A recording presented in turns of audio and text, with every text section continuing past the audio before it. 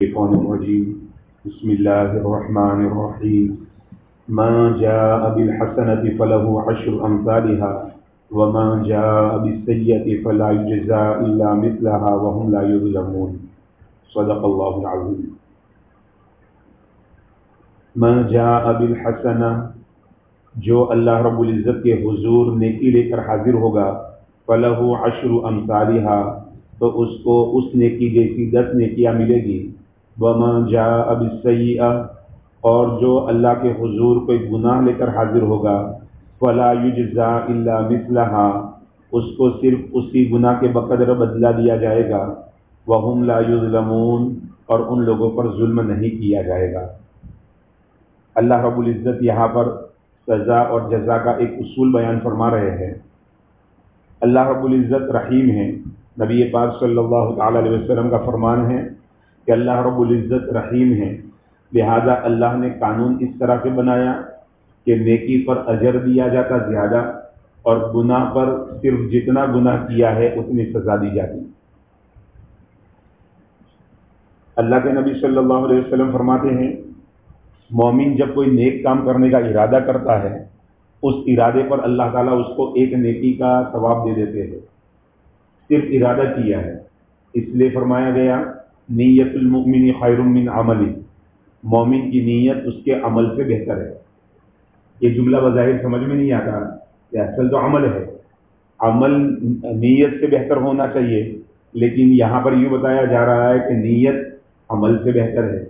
اس کی وجہ یہ ہے جیسے مثال کے طور پر آدمی کو کہیں جانا ہے، اب ایک پروگرام بنایا ہوا ہے کہ بھائی جانا ہے جانا ہے جانا ہے، تو بار بار اس کو یاد کرتا رہتا ہے، اور ایک بار جا کر آ گیا اب نہ جانے کی بات ہے نہ یاد کرنے کی بات ہے۔ بالکل اسی طرح جب مومن کوئی نیک عمل کرنے کی کوشش کرتا ہے، نیت کرتا ہے اور ابھی نیک عمل کیا نہیں تو بار بار اس کو یاد کرتا ہے۔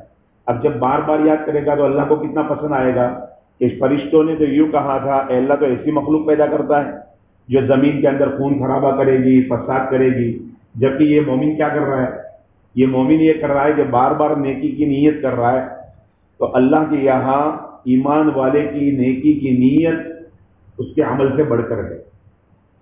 تو بہرحال جب بندہ نیت کرتا ہے ایک ثواب مل جاتا ہے، ایک نیکی کا ثواب مل جاتا ہے، پھر اگر وہ عمل کر لیتا ہے تو 10 گنا سے لے کر 700 گنا تک اللہ تعالیٰ ثواب عطا فرماتے ہیں، بلکہ اللہ نے فرما دیا ہے بغیر حساب، بغیر حساب کے اتنا اللہ تعالیٰ دیں گے، لیکن وہ اخلاص پر ہوگا۔ پھر دوسرا قانون اللہ تعالیٰ کا کیا ہے؟ ایک بندے نے برائی کا ارادہ کیا، ابھی برائی کی نہیں ہے، اس کو گناہ نہیں لکھا جاتا۔ ہاں اگر بندہ اس کے بعد اس گناہ سے بچ جاتا ہے، اب بچنے کی 2 شکلیں ہیں، ایک تو یہ کہ موقع نہیں ملا یا دل نے نہیں چاہا۔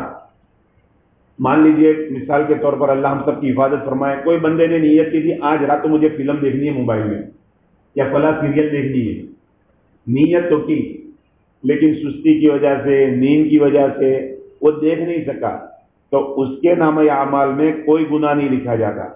لیکن اگر بندہ گناہ سے اس لیے بچا کہ اس کے دل میں یہ خیال آیا کہ کل قیامت کے دن میرا اللہ مجھ سے پکڑ کرے گا، اس ڈر سے اس نے وہ گناہ نہیں کیا تو اس کے بدلے میں نیکی لکھی جائے گی۔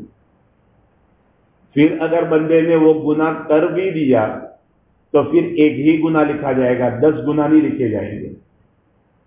اللہ کے حبیب صلی اللہ علیہ وسلم فرماتے ہیں اللہ اس طرح سے مہربانی کا معاملہ کرے پھر بھی بندہ اپنی ہلاکتوں میں پڑا رہے، یقیناً وہی بندہ ہلاک ہوگا جس نے اپنے آپ کو ہلاک کرنے کی ٹھان لی ہے۔ اچھا، اس کے اندر ایک بات اور ہے جو نقطے کی یہ سمجھنے کی ہے، اللہ نے یہ نہیں فرمایا جو نیک عمل کرے، من عمل بالحسنہ نہیں فرمایا کہ جو نیکی کرے، بلکہ اللہ نے فرمایا من جاء بالحسنہ، جو اللہ کے دربار میں نیکی لے کر آئے۔ پتہ چلا نیکی کو بچا کر لے جانا اصل ہے، گناہ کو معاف کروا کر جانا اصل ہے۔ گناہ تو ہو جائیں گے، کل بنی آدم خطاؤن، اللہ کے حبیب صلی اللہ علیہ وسلم کے فرمان کا خلاصہ ہے ہر آدم کی اولاد گنہگار ہے، وخیر الخطائین التوابون، بہترین گنہگار وہ ہیں جو توبہ کرنے والے، اور توبہ میں 3 شرطیں ہیں۔ سب سے پہلے جو کیا اس پر ندامت اور شرمندگی، ابھی فی الحال اس کو بالکل چھوڑ دینا، آئندہ اس کو چھوڑنے کا پکا ارادہ، عزم مصمم، یہ تین باتیں ہو تو توبہ ہے۔ وہ والی توبہ نہیں جو عورتوں والی توبہ ہوتی ہے کہ گناہ بھی کر رہے ہیں، حسیناؤں کو دیکھ رہے ہیں، نامحرموں کو دیکھ رہے ہیں، اور پھر بھی ارے توبہ توبہ کتنا بڑا گناہ کر دیا۔ یہ توبہ توبہ نہیں ہے، یہ توبہ کے نام پر مذاق ہے۔ توبہ وہ ہے پچھلے پر ندامت ہو، فی الحال چھوڑ دے، آئندہ نہ کرنے کا پکا ارادہ، پھر چاہے ایک منٹ میں پھر گناہ کر لے، وہ بات الگ رہی۔ اس لیے حدیث شریف میں ہے کہ جب بندہ گناہ کرتا ہے پھر اس کو احساس ہوتا ہے، اللہ سے معافی مانگتا ہے، اللہ فرشتوں کے سامنے کہتا ہے دیکھو میرے فرشتوں، میرے بندے کے دل میں یہ بات تھی کہ میں نے نافرمانی کی ہے، اس نافرمانی پر میرا ایک رب ہے جو میری پکڑ کرے گا، لہذا وہ توبہ کر رہا ہے، تم گواہ رہو، میں نے معاف کر دیا۔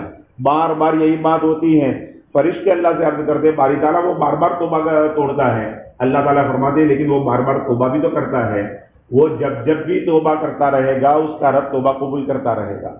من جاء بالحسنہ، جو اللہ کے دربار میں نیکی لے کر جائے گا، کل قیامت کے دن اللہ کے حبیب صلی اللہ علیہ وسلم کا فرمان ہے، اللہ کے حبیب نے صحابہ سے سوال کیا، میرے صحابہ، میری امت کا مفلس کون ہے؟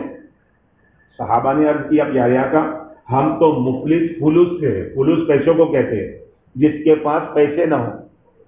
تو پیارے آقا ہم تو اس کو سمجھتے ہیں جس کے پاس درہم و دینار نہ ہو، کھانے پینے کے لیے نہ ہو۔ اللہ کے حبیب صلی اللہ علیہ وسلم نے فرمایا میرے صحابہ، میری امت کا سب سے بڑا مفلس وہ ہوگا جو کل قیامت کے دن ڈھیر ساری نیکیاں لے کر آئے گا۔ ایک روایت میں ہے کہ اگر اس کی نیکیاں پہاڑ پر رکھ دی جائے تو پہاڑ بھی دب جائے، لیکن کیا کیا ہوگا کہ نیکیوں کی حفاظت کا سامان نہیں کیا ہوگا، ساتھ میں گناہ بھی لے کر آیا ہوگا، لوگوں کے حقوق مار کر آیا ہوگا۔ تو کل قیامت کے دن اس بندے کو کھڑا کیا جائے گا، حق والے حق مانگنے کے لیے آ جائیں گے، اللہ رب العزت حقدار کو حق کے بقدر اس کی نیکیاں اس کو دیں گے۔ اس طرح سے آقا صلی اللہ علیہ وسلم فرماتے ہیں حق والے ابھی باقی رہیں گے، اس کی نیکیاں ختم ہو جائے گی، پھر حق والوں کے حق کے بقدر ان کے گناہ لے کر اس کے اوپر ڈال دیے جائیں گے۔ زندگی میں کبھی بد نظری نہیں کی تھی، ہزاروں بد نظریاں اس کے حصے میں آ گئی، کبھی اس نے حرام کاری نہیں کی تھی، اس کے حصے میں حرام کاری آ گئی، کبھی شراب کو چھوا تک نہیں تھا، کتنے گھونٹ پینے کا گناہ اس کے اوپر آ گیا۔ بالآخر اللہ کی طرف سے اعلان ہوگا فرشتوں اس کو گھسیٹ کر اوندھے منہ جہنم کے اندر ڈال دو۔ آقا نے فرمایا میری امت کا سب سے بڑا مفلس یہ ہوگا۔ لہذا دنیا میں حقوق اللہ بھی ادا کرنے ہیں اور حقوق العباد بھی ادا کرنے ہیں، اللہ کے جو حق ہے وہ بھی ادا کرنے ہیں، بندوں کے جو حق ہے وہ بھی ادا کرنے ہیں۔ نیکی کا معاملہ ایسا رہے گا، گناہ کا معاملہ بھی ویسا۔ اچھا بعض موقع ایسے ہوتے ہیں کہ آدمی نے نیکی تو کی لیکن نیکیاں صاف ہو جاتی ہے، جیسے اللہ کے حبیب صلی اللہ علیہ وسلم نے فرمایا ایمان کے بعد کسی نے شرک کر لیا تو اس کی ساری نیکیاں اکارت ہو گئی، ضائع ہو گئی۔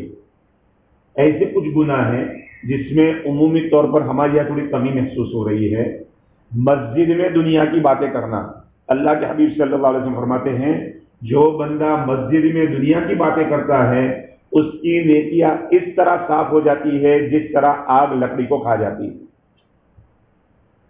آقا صلی اللہ علیہ وسلم نے فرمایا جب مسجدوں میں شور ہونے لگے تو قیامت کا انتظار کرو۔ مسجد عبادت کی جگہ ہے، اللہ سے ہم کلامی کرنے کی جگہ ہے، رب کی اطاعت کی جگہ ہے، یہاں دنیا کی باتیں نہ ہوں۔ عمومی طور پر سنتیں پڑھ رہے ساتھی پیچھے زور سے باتیں ہو رہی ہے۔ بچے تو بچے ہیں اور بچے بڑوں سے سیکھتے ہیں، لہذا ہم بڑوں کی ذمہ داری ہے اللہ کے دربار میں ادب کے ساتھ آئے۔ سیدنا علی شیر خدا جیسا بندہ جب وہ اللہ کے دربار میں آتا تو کپ کپی آ جاتی ان کے بدن میں۔ لوگوں نے پوچھا علی اللہ کے دربار میں جاتے ہوئے کہا تمہیں معلوم بھی ہے کس شہنشاہ کا دربار ہے؟ اللہ کے دربار میں۔ ایک حدیث پاک ہے جس کا خلاصہ ہے کہ جب بندہ مسجد میں دنیا کی باتیں کرتا ہے، اچھا ہر کوئی یوں کہہ سکتا ہے کہ بھائی میں تو ضرورت کی بات کر رہا تھا، میں دین کی بات کر رہا تھا، فیصلہ تو اللہ کو کرنا ہے۔ یہ مد نظر رہے کہ فیصلہ کرنے والی ذات ہمارے دلوں کے راز کو جانتی ہے، ہماری باتوں کی حقیقت کو جانتی ہے۔ حدیث شریف میں ہے جب بندہ مسجد کے اندر دنیا کی بات کرتا ہے تو فرشتہ کہتا ہے یا ولی اللہ اسکت، وہ اللہ کے ولی خاموش ہو جا۔ اللہ کا دوست کہا جا رہا ہے، اے اللہ کے دوست، اے اللہ کے ولی خاموش ہو جا۔ پھر بھی بندہ اپنی دنیا کی باتوں میں مگن ہے تو پھر فرشتہ کہتا ہے یا عدو اللہ اسکت، وہ اللہ کے دشمن خاموش ہو جا۔ اگر تو اللہ کا دوست ہوتا تو دوست کا خیال کرتا ہے، دوست کے گھر میں آ کر بلند آواز سے بات نہیں کرتا۔ آدمی پہلے نمبر پر تو دوست کے گھر جانا پسند نہیں کرتا کہ بھائی تمہارے گھر میں مستورات ہے، تمہارے گھر میں ماں بہنیں ہیں، مناسب نہیں ہے، ذرا ہنسی مذاق ہم کریں گے تو پھر تکلیف ہوگی۔ آدمی اتنا خیال کرتا ہے، جاتا ہے تو بلند آواز سے بات نہیں کرتا۔ اللہ کے دربار میں تو پھر فرشتہ کیا کہتا ہے یا عدو اللہ اسکت، وہ اللہ کے دشمن خاموش ہو جا۔ پھر بھی بندہ باتیں کرتا رہتا ہے تو فرشتہ کہتا ہے اسکت لعنت اللہ علیک، اب تو خاموش ہو جا، تجھ پر اللہ کی لعنت ہو۔ ہم لینے آئے تھے اللہ کی رحمت، اللہم افتح لی ابواب رحمتک، اے میرے اللہ اپنی رحمت کے سارے دروازے مجھ پر کھول دے۔ ہم اللہ کی رحمت لینے آئے تھے، لے کر کیا جا رہے ہیں؟ لہٰذا ہمیں مسجدوں کا احترام کرنا چاہیے، مسجدوں میں خاموش رہنا چاہیے، دنیا کی باتیں ہرگز نہیں کرنی چاہیے، ورنہ یہ قرب قیامت کی علامتوں میں سے ہیں۔ اور جب بندہ مسجد میں دنیا کی باتیں کرتا ہے اللہ رب العزت اس کی نیکیاں ضائع کر دیتے ہیں۔